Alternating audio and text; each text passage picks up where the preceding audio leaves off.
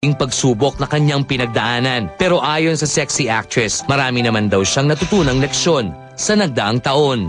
Dapat mag-focus ako sa trabaho ko, sa family, and syempre hindi rin basta dapat magtiwala sa ibang tao. Ngayong 2010, patuloy pa rin daw ang laban ni Katrina at ang mga kasong isinampa niya. Tuloy pa din po. Hindi pa rin po ako uurong. Paglalaban ko pa rin po yung sarili ko hanggang sa matapos to. Tapos yung uploading, hindi pa rin po ako titigil hanggat hindi nahanap kung sino po yung may kagagawa ng pagkakalat ng video. Kung hindi man ako manalo na hindi ko mahanap kung sino yung nagkalat ng video, syempre, I'm sure makakarma naman siya sa ginawa niya. Ngayong bagong taon, bibigyang tuon na kaya ni Katrina ang kanyang buhay pag-ibig? Ayoko po muna isipin yun eh. Kung dumating, edi dumating. Kung hindi, hindi. Siguro mas na-realize ko na mas dapat i-priority ko muna yung youth ko, yung kabataan ko. Minsan lang yung opportunity. So, 'di ba, pag lumampas, wala na. So, ayoko po madaliin yung love life kasi pag nag-love life ako, mag-aasawa na ako, 'di ba? Sabi ko. Kaya sabi ko, ayoko muna, awat muna. Pero kumusta na nga ba sila ng dati niyang kasintahan na si Chris Lawrence? Nagkabalikan na nga ba sila? Si Chris, nandiyan naman po siya, hindi naman po siya nawawala. Nandiyan lang po siya. Nandiyan pa rin siya as a friend sa akin. Oo naman po, nagkakausap pa rin kami. At sobrang happy ako dahil sa support ang pinapakita niya. Up now. Hindi naman kami nag-aaway, hindi kami nagsasamantahan kasi wala namang rason. Siguro kung anong meron sa amin ngayon, sa amin na lang. May mga nakapunang tila hindi maganda ang impluensya kay Rich Asuncion ng mga bago nitong kaibigan. Ang dating Kiming Starstruck Batch 4 finalist na Laking Bohol. Pilit nga bang nakikipagsabayan sa sosyalera nitong kaibigan? Sabi ko lang sa mga tao nagsasabi ng mga ganyan, mas kilala ko ang sarili ko at mas alam ko kung anong pagbabago na nangyari sa akin kaysa ibang tao dyan. Nagbago ako for better.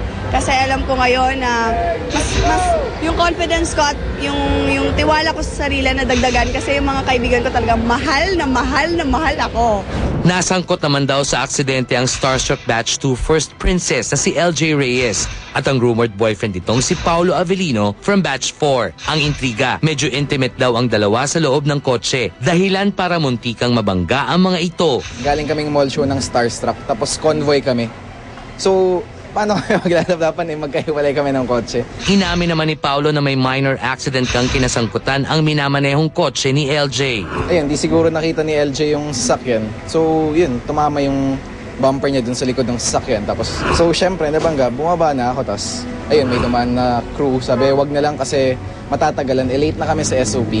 So, para maayos na kagad, inayos na lang namin tapos bumalik na kami ng SOP.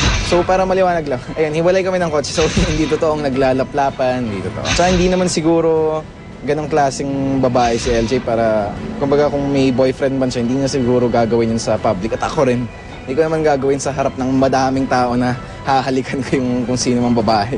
Pero ano nga bang meron sa pagitan ng dalawang Starstruck graduates? Siguro kung anong meron sa amin ngayon, sa amin na lang.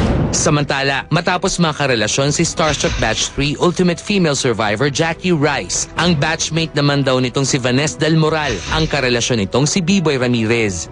Nang makausap ng StarTalk si Vanessa, September 2009 daw nang maging sila ni B-Boy at magkasama nilang sinalubong ang bagong taon sa Baguio. Ang batchmate naman ni na Jackie at Vanessa na si RC Munoz, broken-hearted daw ngayon. May intrigang niloko daw ito di umano ng boyfriend niyang si Kian Cipriano, bokalista ng bandang Calla Lily. Ang buong kwento ilalahad ngayon ni RC live sa StarTalk. Mga kaibigan, bagong taon sa Wisha. RC Munoz. Happy New Year anyway. Happy New Year. Happy New Year, okay. Okay, ito muna itatanong ko, yung backgrounder, no? Okay, boyfriend mo si Kia ng Calla Lily. Yes. For how long? Officially for 6 months, Tito. Okay. Yeah, for 6 months. Bakit kayo nag-break? I believe na people make decisions. And Diretsuhin na natin Hindi, bakit. yun. Okay. Okay, so etong sitwasyon, okay?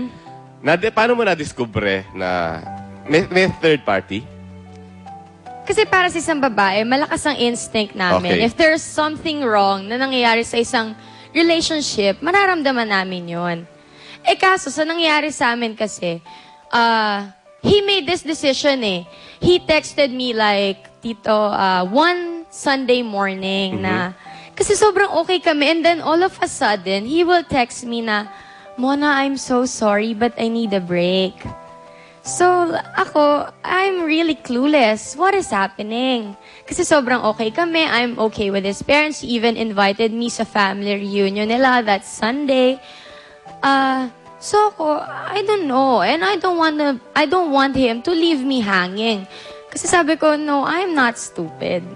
Sabi ko, okay, just tell me straight up what's going on. And then, if you can't do it, then I will. I'm gonna do you a favor. Kung hindi mo kayang sabihin sa akin diretso kung ano yung dahilan. Kasi his reasons are so lame. So lame talaga. Anong sinabi niyang reasons? Like, Mona, you don't deserve a guy like me because I am walang kwenta. Like that. I don't want to be unfair sa'yo because you're doing everything for me and all of those things na sobrang babaw talaga. And I can't accept that. Para sa akin, hindi yun valid reason for you to ask for a cool off. Kasi that is so high school. Hindi naman ako stupid. Kaya I told him na, diba, for a guy to text you na ganun, I just can't believe it. Pero I'm okay. So, okay, finally, syempre, woman's instinct, nag-imbestiga ka. So, anong sige, gawin natin total si Ricky Lo naman is part of this show. So, gawin natin blind item. Okay, ganito ba talaga nangyari? Meron kang kaibigan na lalaki, na anak na isang singer, na sikat, na friend mo. Friend siya na friend ko. Okay? Yeah. Tapos, itong si singer, yung anak ng singer, na sumisikat din ngayon, may girlfriend, ganun ba? Na singer din. Oh. May kinalaman sa stoplight. Okay.